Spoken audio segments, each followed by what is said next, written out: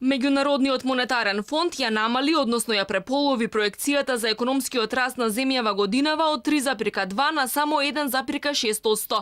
Ова е убедливо најниската прогноза за раст на Македонија од некоја релевантна меѓународна финансиска институција. Според ММФ, Македонија ќе ја заврши годинава убедливо на дното на Балканот со најнизок економски раст.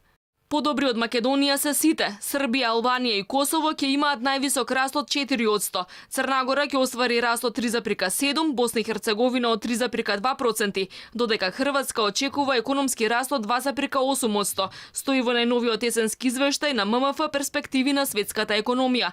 Освен ММФ и Светска банка минатата недела ја намали проекцијата за раст на македонската економија на 2,5%.